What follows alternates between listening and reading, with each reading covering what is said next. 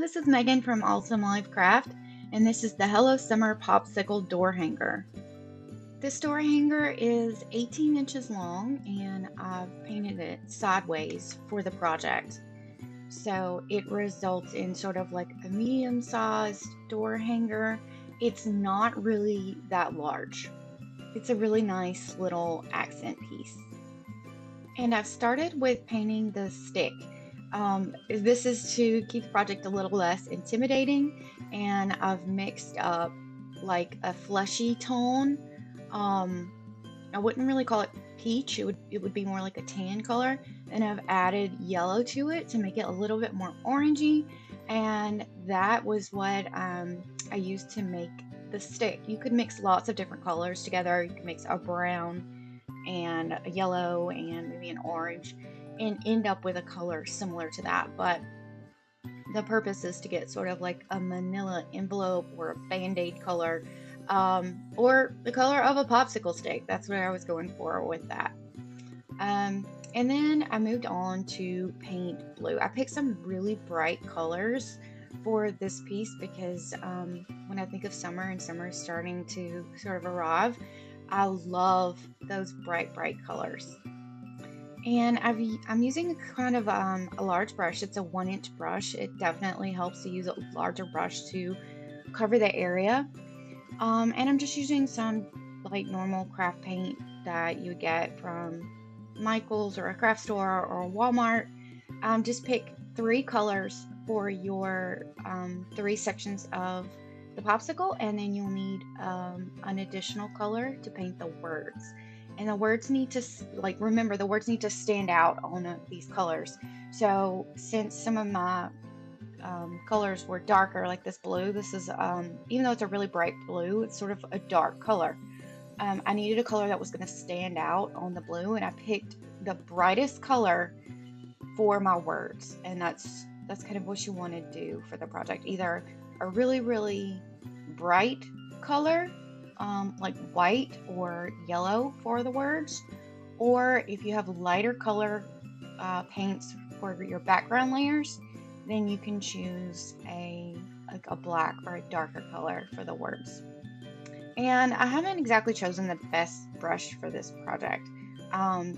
This brush is I think it's called a filbert brush maybe, but it's rounded on the ends, and I would have probably been a lot better off if I had used a completely square brush that had like sharp edges. Also, I did this the hard way because you can see that there are lines already cut into this that show you where to paint, and those are your 3 sections for the popsicle. But I could have easily used painter's tape or another type of tape and taped off the lines and just done it that way so that my lines would be perfectly straight and even. But I did not do that, so I'm using a brush that makes it a little bit harder, or at least I did for the blue section. Now I've switched over to a better brush, and I'm painting this inside section. It looks yellow, but it's not. This is actually a green, a really bright lime green color, and so that's my second section, and it's up against the blue, so I've waited a little bit for the blue to dry, but probably not long enough. It's best if you wait for that other color to dry completely before you start painting next to it. That will just make sure that you don't have any overflow with your paint. One of the good things about the MDF that this is made out of is that it pretty much only requires 2 coats of acrylic paint. So the blue only needed 2 coats, this green only needed 2 coats. I'm just making sure that I put a really solid foundation of paint on there. It also dries pretty quickly, and then that's all it needs is the 2 coats. If it was wood, it might need a little bit more, and you might get a little bit more of a grainy effect, and it just depends if that's what you want or not. But the kit, the way it's set up, comes with the MDF as the cutout. It's a very beginner friendly project because you're not having to paint any designs on your own. The lines are already there. and you just sort of follow those. Again, you can use the painter's tape to mark off where you're going to paint, and it's just solid colors. So you really can't go wrong. If you don't have a creative bone in your body, then this is a great project for you to do. Also a great project for kids for the same reasons, because you don't have to do anything special. You're just coloring in the lines. It's a very fun and relaxing project to do. You get to have fun with your color selections. If you don't like it, you can paint over it too. So you really can't go wrong with this. So now moving on to the letters. These words are connected words. You just have the two pieces.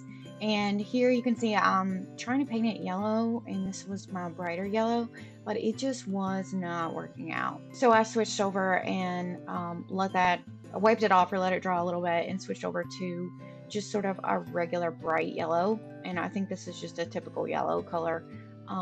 Nothing special, like just buy the straight yellow from the store. And you can see that it still is going to require like 2 to 3 coats because it's such a light color. But I think it only took 2 coats. Yeah, here you can see this is the second coat, and it has really good coverage. Now I'm just placing the letters where they go on the sign. I like to do this just to move things around and see the placement of where I think things should go. It fits well, and now I'm just taking regular craft glue. This is kind of an off-brand Elmer's type glue, and kind of make sure I get good coverage with everywhere on the letters, just to make sure it sticks really well. And then I'm going to place it onto the popsicle. Now when I drop the letters onto the sign, the glue sort of settles and squishes out. So I'm just taking a paintbrush and going around the edges so that it wipes away the excess and I don't have any pooling glue. Maybe it helps seal the letters as well. And this is the part where supervision would be needed because you need a drill. I like to use a drill bit that is a little bit large.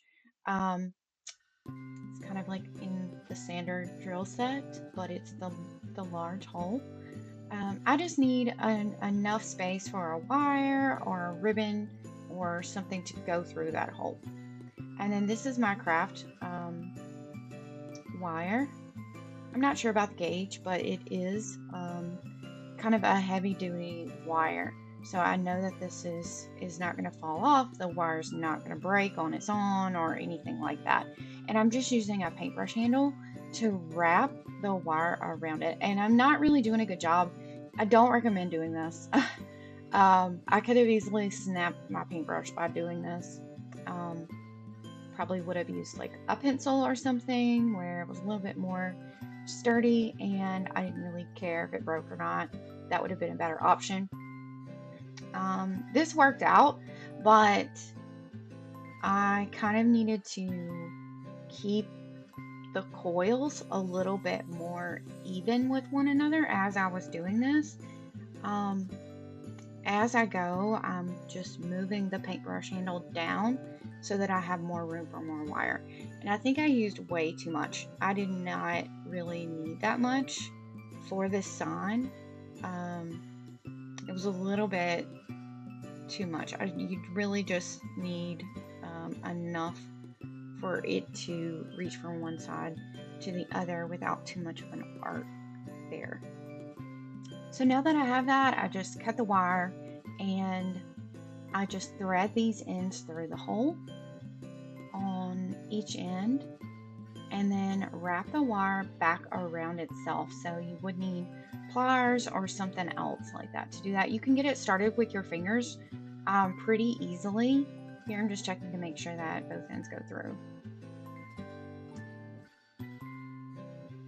It's pretty easy to start it with your fingers and just wrap around the edges, but the pliers do help. And if you have like sensitive fingers, it can be really, really hard and you can kind of poke yourself. So this probably should be done with adult supervision if you have kids working on this part. So this part, have an adult do it. If you mess up on the wire like I did, and you want to make your coils a little tighter and take up a little more space so that there's not so much of an arc there. Um, what I'm doing here is just taking the paintbrush and going back through and making the coils a little tighter. Again, it probably would have been better for that to be, for me to have used a little bit less wire, but it turned out fine. So now I'm taking a paintbrush and I'm going back with white, and I'm just taking the edge of my flat brush and drawing these little white lines that kind of indicate a shine to the curves. So a popsicle is usually curved, and I'm just adding a bunch of these little white lines to it.